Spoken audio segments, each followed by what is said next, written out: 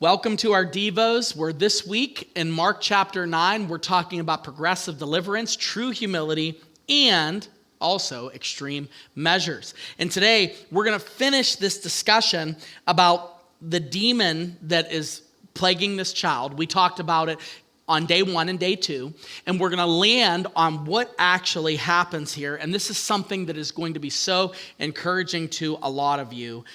It really encourages me because when we see these stories in the Gospels, sometimes we tend to think that, oh man, look at this person was blind and now they're healed. This person, they came to Jesus and all of a sudden, boom, they're healed. This person, they went and they have this experience and boom, they're healed. But this is something that I've realized about deliverance and healing. Deliverance can be instant or progressive. It can be instant or progressive. Let me explain. Deliverance can sometimes happen when it comes to sickness, when it comes to problems. It could happen where God heals you immediately, and sometimes God heals you through a process. And both of them are miraculous. There's 2 situations I'll tell you about that are anecdotal, and then we will talk about this person. So the first one was in 2021. I had a routine procedure. I'm not going to be indelicate about what it was, but it was abdominal, and I had to have something taken care of. And in 2021, something happened to me. I got so sick, and there was no doubt in my mind. Like I felt like I was really close to not being able to make it through that. I wasn't on oxygen or anything like that. I wasn't like dying in that way, but if they didn't get it under control, I knew that I was in trouble. So I had to keep fighting with the doctors and getting back and getting care. And I kept coming through this. Well, it took from, and I'm trying to think of the actual timing, but I think it was from November all the way up through like January that I was struggling with this thing. And it was intense. It really, really impacted my health, and I really didn't know that God was going to do anything. And I prayed for healing. I had the elders pray for me. I had the pastors. I had everybody praying for me. And God healed me progressively over time. It took months, and He took it away. All right. Now, on another side of things, this will actually be 3 anecdotes. Panic attacks. I've talked to you about panic attacks. I wrote a book about panic attacks. I never had a panic attack in my life, not once. And one day, out of the blue, I was coming up to speak at the church, and I had a massive panic attack.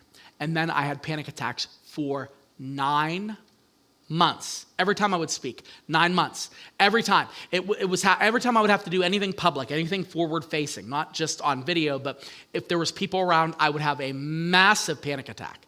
And I prayed for people to come and pray for me. I asked for prayer. I went to counseling. I went to therapy. I did all of the things. I fasted, all the things. I did everything.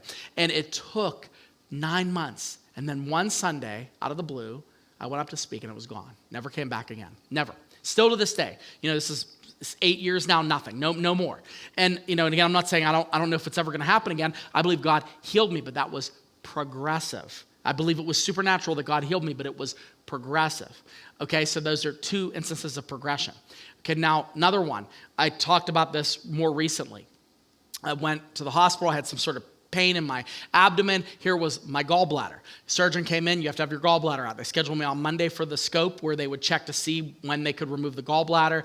I had Matt Bosco came, he prayed for me because I was going to the hospital right next door from where he worked. He came and prayed. I went in, the surgical technician looked at the scan and she said, they can't find anything wrong with my gallbladder. I believe that God instantly healed me there. That's what I believe. I believe that was an instant healing. So all of it. So does God heal? The answer is yes. Does God sometimes say no? Yes. Does God sometimes delay healing? Yes. And the way we have to handle this is by believing that sometimes healing can be progressive. So this is what happens in Mark chapter 9, verse 20 through 22. It says, they brought the boy to Jesus, and when the spirit saw Jesus, immediately it convulsed the boy. He fell on the ground, rolled about, foaming at the mouth. We talked about that. Jesus asked his father, how long has this been happening to him? And his father said, from childhood. And it has often cast him in the fire, remember, self-harm, and into water to kill him. But if you can do anything, have compassion on us and help us. So this demon has been torturing this kid his whole life, since he was a child. And we see there, this is years of faithfulness and prayer and trying to do this. And it took years. And then Jesus encounters him and heals him. Now, you could say this is instantaneous, but remember, they have been wanting healing. They went to the disciples first. It didn't work. This is progressive, okay? Then Jesus answers this. So keep that in mind. That's the first point of this. Now, the second point, and this is kind of where we want to land the most important part. Jesus said to the man, "If I can, all things are possible for one who believes." Immediately the father of the child cried out and said, "I believe, help my unbelief." Now, this is so unbelievably candid and heavy, and it bears a pause. Jesus says, "What do you mean, if I can? Of course I can. Of course I can heal him. I'm Jesus. I'm God. This is what I do. This is my thing. You've been seeing it." And the father says, "I do believe, but help my unbelief." Now, at first glance, you're tempted to go through this story and go, "Yeah, I do believe. Just help me. Give me a little more belief." But you have to consider the context. He's watched his child be tortured since he was a baby, since he was young. And he's watched this over and over again. And what happens is the experiences that we have when we're trying to come up against these tribulations will harden us at times. We become cynical. I've become cynical. I'll sit there and sometimes, and this is real talk. This is a me thing. And this might be you too. Sometimes I won't pray about a thing because I'm like, I've already prayed about this. I prayed about this. I don't think God's going to do anything. I don't think God's going to fix this. That's where you need to pray something where you ask God to help you with your unbelief. And that's also where you have to realize that sometimes God's deliverance is not instantaneous, it's progressive. You still have to pursue him no matter what.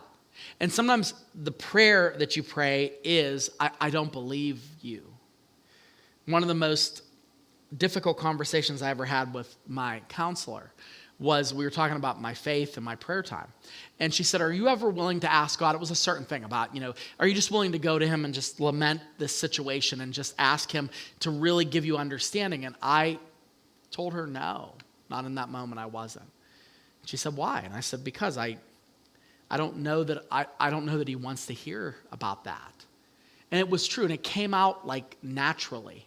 And I realized this was a help my unbelief situation. Some of you, this is where you are. You have been hit by life for so long. You have been crushed by circumstances for so long that you're in a help my unbelief type of prayer situation. Let me tell you something.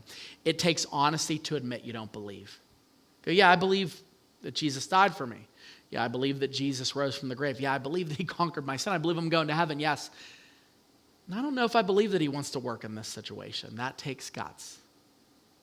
And God can handle it. And then you pray and do what this father did. Repent. "God, this is in my head. I know you can do this, but help me because I don't believe. I repent of that. Help my unbelief." Deliverance can be instantaneous or it can be progressive. And no matter what, in the middle of this, continue to pursue